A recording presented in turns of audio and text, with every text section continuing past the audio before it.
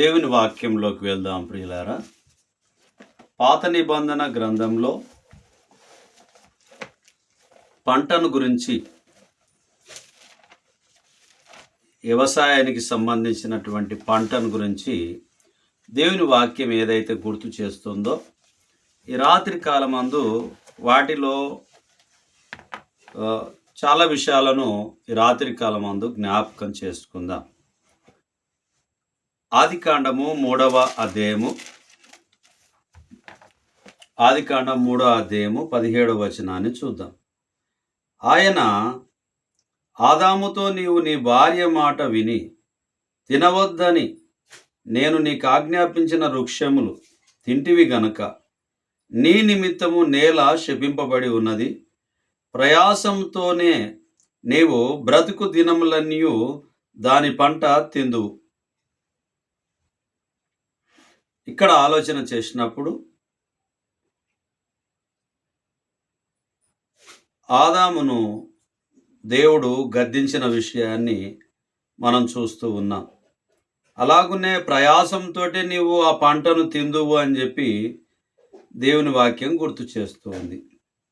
18వ వచనం చూస్తే, అది ముండ్ల తుప్పలను గచ్చ పొదలను నీకు మొలిపించును, పొలంలోని పంట తిందువు.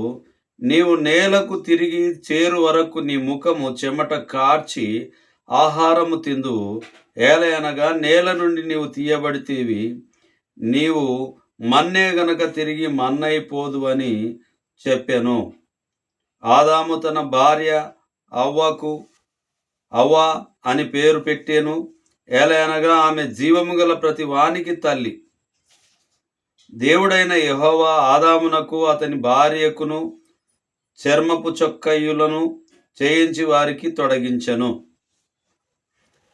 ఈ యొక్క 3వ అధ్యాయంలో మనం చూస్తే, సర్పము అవ్వను మోసం చేయుట గురించి, మానవుని పతనము గురించి, దేవుడు మానవుని పిలుచుచున్నాడు, సర్పము శపింపబడుట, స్త్రీ యొక్క సంతానము సర్పమును నాశనము చేయును, స్త్రీలు శాపము వచ్చుట, స్త్రీలకు శాపము వచ్చుట. ఈ విషయాన్ని ఏదేను తోటను కోల్పోయిన మానవుడు ఆదాముకు దేవుడు చాలా ఉన్నతమైనటువంటి ఆలోచన కలిగి తన కృపను చూపించి ఉంటూ ఉన్నాడు. కానీ సర్పం మోసగించడం వల్ల, అవ్వ మాటను ఆదాము వినడం వలన, కష్టార్జితాన్ని ఏ విధంగా మీరు తింటారు అని అంటే, మట్టికి చేరు వరకు శ్రమ పడుతూనే తినాలి అని చెప్పి దేవుని వాక్యం గుర్తు చేస్తూ ఉన్నది. అవును ప్రియమైనటువంటి సహోదరి సహోదరులారా, ఇప్పటి వరకు కూడా మనం ఆలోచన చేస్తే, మనం చేస్తున్నటువంటి పనుల్లో ఎవరు చేయాల్సినటువంటి పనులు వాళ్ళు చేస్తూ ఉంటున్నాం. మరి శ్రమ పడకుంటే మనకు అది వశం కావడం లేదు. శ్రమ పడడం ద్వారానే మనకు వశం అవుతుంది. రైతులు పంటలు పండిస్తూ ఉంటూ ఉన్నారు, చాలా కష్టపడుతూ ఉంటూ ఉన్నారు. మరి పంటకు తగినటువంటి ఫలితం లేకపోయినప్పటికీ పంటల దిగుబడిని పండిస్తూనే ఉంటూ ఉన్నారు. చెమట కార్చకపోతే పంట పండదు, పంట పండిన సమస్యలు తీరవు అన్నట్టుగా ఉంటూ ఉన్నది.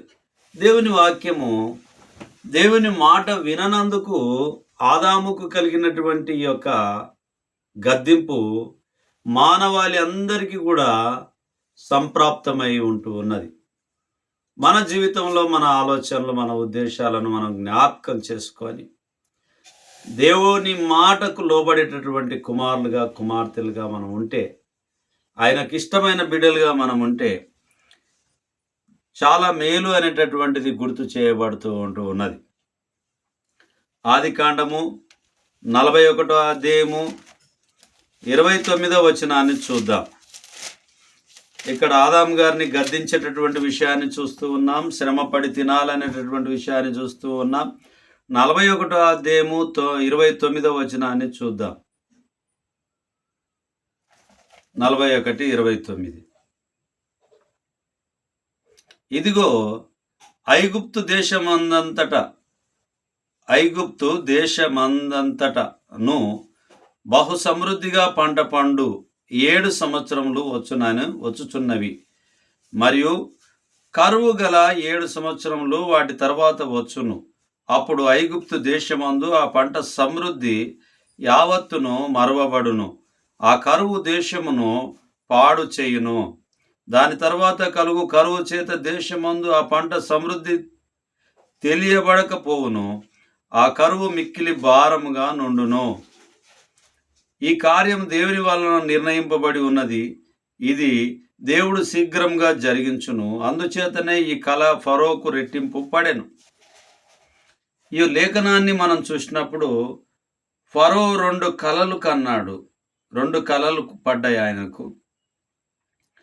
యోసేపు వాటి భావము చెప్పుట గురించి ఈ లేఖనం తెలియపరుస్తూ ఉన్నది. 7 సంవత్సరములు మరి పంట బాగా పండును, 7 సంవత్సరంలో కరువు వచ్చును అనేటటువంటిది. ఇదిగో ఐగుప్తు దేశమందంతటా బహు సమృద్ధి పంట పండు 7 సంవత్సరములు వచ్చుచున్నవి. తర్వాత 7 సంవత్సరములు కరువుతో కూడినటువంటి సమస్య రాబోతుంది అని చెప్పి ఫరో రాజుకు వచ్చినటువంటి ఆ కళ భావాన్ని మరి యోసేపు గారు మరి చెప్తూ ఉన్నారు. ఆ 7 సంవత్సరాలు బాగా పంటలు పండుతాయి, మరొక 7 సంవత్సరాలు కరువు వస్తుంది అని చెప్పి. అంటే ఈ పంటలు పండించేటటువంటి ధాన్యాన్ని కూడా ఇప్పుడు మనల్ని పరిపాలన చేస్తున్న ప్రభుత్వాలు, అధికారులు అందరూ కూడా ఏం చేస్తారని అంటే, ప్రజలకు ఎప్పుడైనా కరువు వస్తే ఇబ్బంది అవుతుంది అని చెప్పి గోదాములను కట్టి సమృద్ధిగా వాటిలో ఆ ఆహారాన్ని సిద్ధం చేస్తూ ఉంటారు. అలాగనే 7 సంవత్సరాలు పంట బాగా పండుతుంది, 7 సంవత్సరాలు కరువు రాబోతుంది అని చెప్పి యోసేపు గారు కలభావాన్ని వారికి చెప్పారు. అది ఫరోకు మరి గుర్తు చేయబడి ఉంటూ ఉన్నది. ఆ తర్వాత యోసేపు జీవితంలో గొప్ప మలుపు తిరిగినటువంటి విషయాన్ని ఈ యొక్క 41వ అధ్యాయంలో మనం చూస్తాం. అవును ప్రియమైనటువంటి వారలారా, ఈ కరువులు సమస్యలు వచ్చినప్పుడు పంట పండించేటటువంటి రైతు మాత్రము తాను ఆకలిగొని ఉండడు. ఎందుకు అని అంటే, ఆ పంటలు పండించే రైతు దగ్గర ఎంతో కొంత ధాన్యము, ఆహారం నిల్వ ఉంచుకుంటాడు తప్పకుండా. కాబట్టి ఆయన ఆకలితో అలమటించడు. కానీ రాజ్యానికి కరువు వచ్చినప్పుడు ఆ రాజు ఆ కరువును తీర్చాల్సిన కళ వచ్చింది కాబట్టి ఆ కళభావాన్ని తెలిపినటువంటి యోసేపు మరి తన జీవితంలో గొప్ప మాదిరిగా ఉంటూ ఉన్నాడు, నీతిగా ఉంటూ ఉన్నాడు, నమ్మకంగా ఉంటూ ఉన్నాడు, యథార్థవంతునిగా ఉంటూ ఉన్నాడు, దేవుని పట్ల విధేయత కలిగిన వాడిగా ఉంటూ ఉన్నాడు యోసేపు. కాబట్టి ఆ కళభావాన్ని చెప్పడానికి దేవుడు అవకాశాన్ని ఆయనకు కల్పించి ఉంటూ ఉన్నాడు. 47వ వచనాన్ని చూస్తే, సమృద్ధిగా పంట పండిన 7 సంవత్సరములలో భూమి సమృద్ధిగా పంట పండిన 7 సంవత్సరములలో భూమి విరివిగా పండెను. పంట బాగా పండింది 7 సంవత్సరాలు. కాబట్టి ఆ కళ భావము సరైనదిగా గుర్తించబడి ఉంటున్నది.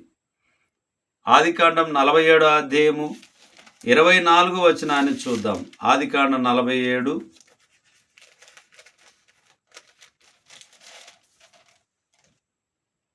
24వ వచనాన్ని చూద్దాం. 23 నుంచి చదువుకుందాం. యోసేపు, ఇదిగో నేడు మిమ్మును మీ భూములను ఫరో కొరకు కొని ఉన్నాను. ఇదిగో మీకు విత్తనములు పొలంలో విత్తుడి, పంటలో 5వ భాగం మీరు ఫరోకు ఇయ్యవలెను. 4 భాగములు పొలములలో విత్తుటకును, మీకును మీ కుటుంబము వారికిని ఆహారమునకును, మీ పిల్లలకు ఆహారమునకును మీవై ఉండునని ప్రజలతో చెప్పగా, వారు, నీవు మమ్ము బ్రతికించితివి, ఏలిన వారి కటాక్షము మా మీద నుండనిమ్ము, ఫరోకు దాసులమగుదుమని చెప్పిరి. ఇక్కడ పంటకు కావలసినటువంటి ధాన్యాన్ని నేను ఇస్తాను, 5వ భాగాన్ని ఫరోకు మీరు ఇవ్వాలి అని చెప్పి గుర్తు చేయబడుతూ ఉన్నది. అవును ప్రియమైనటువంటి వారలారా, ఆయనకు ఉన్నటువంటి అధికారాన్ని బట్టి ఏదైతే మేలైనటువంటిది ఉందో దాని విషయంలో తాను ఆలోచన చేశాడు అని చెప్పి గుర్తు చేయబడుతూ ఉంటున్నది. అది వారు అంగీకరించారు. మీకు ఏది మంచిగా అనిపిస్తే వాటి విషయంలో మీరు మా మీద దయ ఉంచమని చెప్పి ప్రాధేయపడినట్టుగా మనం చూస్తూ ఉన్నాం. అలాగునే నిర్గమకాండంలో 34వ అధ్యాయానికి వెళ్దాం. 34వ అధ్యాయము, నిర్గమకాండము 34వ అధ్యాయము 22వ వచనాన్ని మనం చూద్దాం. మరియు నీవు గోధుమల కోతలో ప్రథమ ఫలముల పండుగను, అనగా వారముల పండుగను, సంవత్సరమంత మందు పంట కూర్చు పండుగను ఆచరించవలెను. సంవత్సరమునకు ముమ్మారు నీ పురుషులందరూ ప్రభువును ఇశ్రాయేలీల దేవుడనైన యెహోవా సన్నిధిని కనబడవలెను. ఏలయనగా నీ ఎదుట నుండి జనములను వెళ్ళగొట్టి నీ పొలిమేరను గొప్పవిగా చేసేదను. ఇక్కడ మనం ఆలోచన చేయగలిగితే ఈ 22వ వచనం కన్నా ముందు 20వ వచనాన్ని చూద్దాం. గొర్రె పిల్లలను ఇచ్చి గాడిద తొలి పిల్లలను ఎడిపింపవలెను. దాని విమోచింపని ఎడల దాని మెడను విరగదీయవలెను. మీ కుమారులలో ప్రతి తొలిచూలుని విడిపింపవలెను. నా సన్నిధి వారు వట్టి చేతులతో కనబడవలదు. 6 దినములు నీవు పనిచేసి 7వ దినమున విశ్రమించవలెను. దున్ను కాలమందైనను కోయి కాలమందైనను ఆ దినమున విశ్రమింపవలెను. మరియు నీవు గోధుమల కొలతలో ప్రథమ ఫలముల పండుగను, అనగా వారముల పండుగను, సంవత్సరమంతమందు పంట కూర్చు పండుగను ఆచరింపవలెను. ఈ యొక్క నిర్గమకాండంలో ఈ 34వ అధ్యాయంలో ముఖ్యమైనటువంటి విషయాలను మనం చూస్తే, రాతి పలకలు నూతన పరచుట, యెహోవా నామము దూషింపబడుట, 29 మోషే ముఖము ప్రకాశించుట, ఈ విషయాల్లో మనం చూస్తూ ఉన్నాం. మరి ఈ పంట విషయంలో ఏం చేయమంటుంది దేవుని వాక్యము, అది మనకు గుర్తు చేస్తూ ఉన్నది. మరి ఈ 6 దినములు కష్టపడి మరి 7వ దినమున విశ్రమించవలెను అని చెప్పి, మరి అది కోత కాలమందైనను కూర్చు కాలమందైనను ఏ కాలమైనను దేవుని మాటలు గుర్తు చేయబడుతూ ఉన్నాయి. కాబట్టి ప్రియమైనటువంటి వారలారా, దేవుని చిత్తాన్ని మనము ఈ లోకంలో జరిగించాలి. ప్రథమ ఫలములను మరి దేవునికి ఇచ్చేవారిగా మనం ఉండాలి. లేవియ కాండము 23వ అధ్యాయము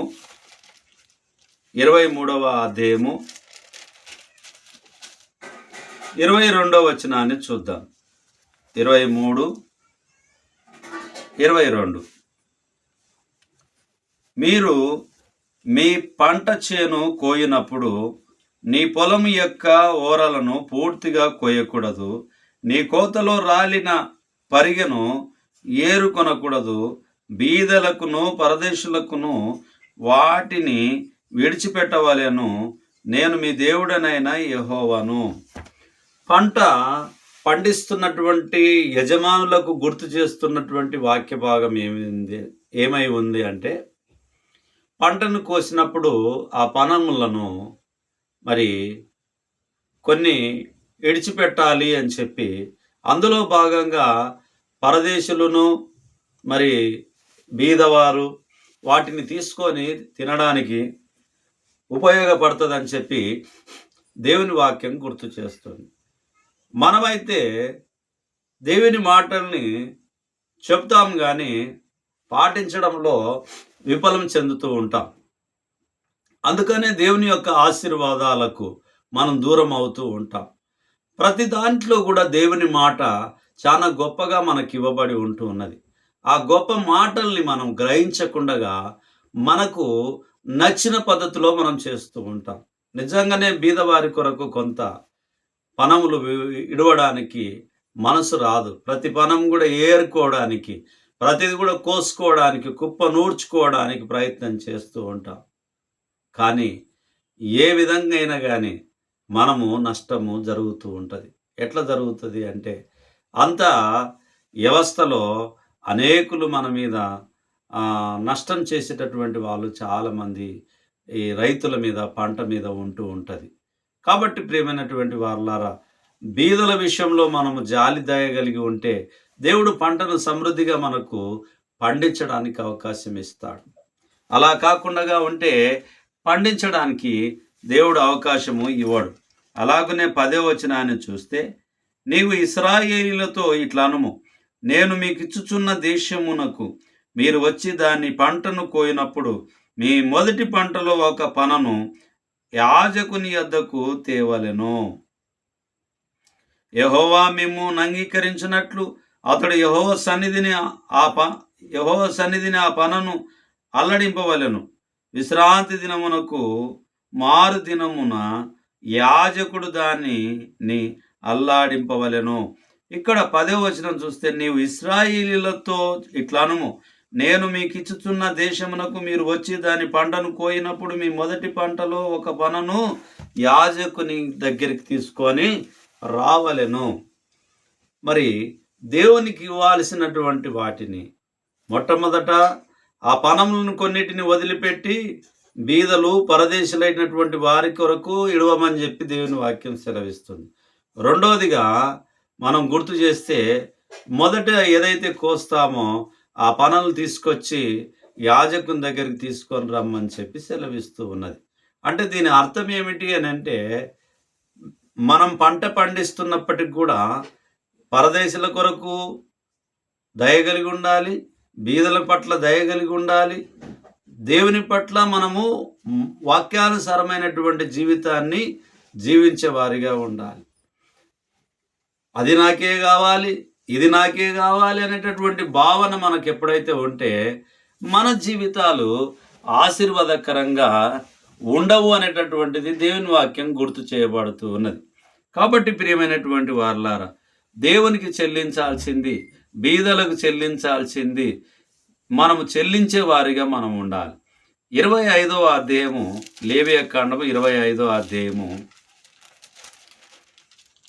21వ వచనము 22వ వచనాన్ని చూద్దాం. అయితే నేను 6వ ఏట నా దీవెన మీకు కలుగునట్లు ఆజ్ఞాపించెదను, అది 3 ఏండ్ల పంటను మీకు కలుగజేయును. మీరు 8వ సంవత్సరంన విత్తనములు విత్తి 9వ సంవత్సరం వరకు పాత పంట తినెదరు. దాని పంటను కూర్చు వరకు పాత దానిని తినెదరు. దేవుడు తృప్తికరంగా పంటను నేను ఇస్తాను, మీరు తినేదరు. మరి 8వ ఏట 9వ ఏట వరకు కూడా మరి దేవుడు కృప చూపిస్తానని చెప్పి గుర్తు చేస్తూ ఉంటున్నాడు. మన కష్టార్జితాన్ని ఆశీర్వదిస్తానని గుర్తు చేస్తూ ఉన్నాడు. అలాగనే 7వ వచనాన్ని చూస్తే, మరియు నీ పశువులకును నీ దేశ జంతువులకును దాని పంట అంతయు మేతగా ఉండును. నిజమే ప్రియులారా, పంట కూడా చాలా వరకు ఇప్పుడు పశువులకు గడ్డి దొరుకుతుంది. పంటలు పండించడం వల్ల పశువులకు పచ్చి గడ్డి దొరుకుతుంది, వట్టి గడ్డి దొరుకుతుంది. అలాగనే అనేకమైనటువంటి పంటలోకి వెళ్ళి పశువులకు దానగా మనకు కలుగుతూ ఉంటూ ఉన్నది. మరి దేవుడిచ్చినటువంటి అవకాశాన్ని మరి 7వ వచనం చూస్తే, మరియు నీ పశువులకును నీ దేశ జంతువులకును దాని పంట అంతయు మేతగా ఉండును. కొన్నిసార్లు పంట అంతయు మేతగా ఉండును అని అంటే పశువుల పట్ల దేవుని యొక్క ప్రణాళిక. మొట్టమొదట బీదవాళ్ళ మీద దేవుని ప్రణాళిక, తర్వాత పరదేశుల మీద దేవుని ప్రణాళిక, యాజకుని మీద దేవుని ప్రణాళిక, దేవుని సన్నిధి మీద దేవుని ప్రణాళిక, అలాగనే పశువుల మీద దేవుని ప్రణాళిక. ఈ పంటల ద్వారా దేవుడు కృప పొందాలని, దేవుడు మహిమపరచబడాలని చెప్పి దేవుని ఒక వాక్యాన్ని మనకు పంట అనేటటువంటి విషయాన్ని, పాత నిబంధనలో ఉన్నటువంటి విషయాన్ని మనము గుర్తుకు చేసుకుంటూ ముందుకు వెళ్తూ ఉంటున్నాం. వీటిని మళ్ళీ కొనసాగిస్తూ మనం ముందుకు వెళ్ళబోతున్నాం. చిన్న ప్రార్థన చేసుకుందాం. మహోన్నతుడా, మహాగణుడా, పరిశుద్ధుడా, మీ పరిశుద్ధమైన నామాన్ని బట్టి మీకు వందనాలు చెల్లించుకుంటున్నాం. ఈ రాత్రి కాలమందు నాయనా మీ వాక్యాన్ని ధ్యానం చేస్తూ నాయనా వాటిని మేము ఆస్వాదిస్తూ వాటిలో ఉన్నటువంటి పద్ధతులను, క్రమాన్ని మేము నేర్చుకుంటూ మా జీవితంలో గొప్ప మేలును పొందుకోవడానికి మీరు కృప చూపించి సహాయం చేయమని, వాక్యాన్ని వింటున్నటువంటి వారిని, వీక్షిస్తున్నటువంటి వారిని, మా ప్రియులందరి కుటుంబాలను నాయనా మీరు దీవించి ఆశీర్వదించి మీరు మహిమ పొందుమని ఈ మనవులు నజరేయుడైన యేసు నామములో ప్రార్థించుచున్నాము తండ్రి. ఆమేన్. ఆమేన్. అందరికి ప్రభు నామమున వందనాలు.